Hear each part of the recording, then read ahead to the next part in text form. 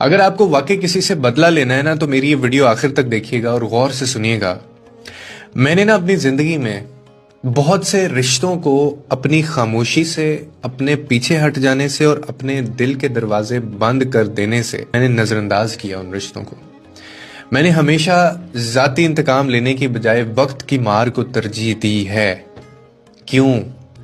کیونکہ یقین کیجئے دنیا کا یہ اصول ہے، اللہ کا قانون ہے کہ جس نے جس کے ساتھ جتنا برا چاہا اس کا اتنا ہی برا انجام ہوا ہے. مکافات عمل از اے ریئل تھنگ، اور یہ بڑے بڑوں کی اکڑ نکال دیتا ہے. کیونکہ آپ وہ بدلہ نہیں لے سکتے جو میرا اللہ بدلہ لے سکتا ہے. آپ کا جو انتقام ہے وہ جذبات سے جڑا ہوگا، لیکن اللہ کا جو انتقام ہے، جو عدل ہے، وہ انصاف سے جڑا ہوگا، عدل سے جڑا ہوگا. آپ شاید دیکھ نہ سکیں مگر اللہ سب دیکھتا ہے. وہ ٹوٹے ہوئے دلوں کو بھی دیکھتا ہے، بہتے آنسوں کو بھی دیکھتا ہے، خاموشی، چیخیں اور وہ ظلم بھی جو زبان کی نوک پر کبھی اعتراف نہ کر پائے، وہ ان کو بھی جانتا ہے.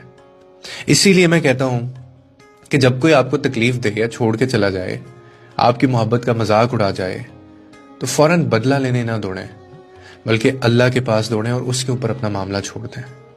بدلے کی آڑ میں نہ جئیں.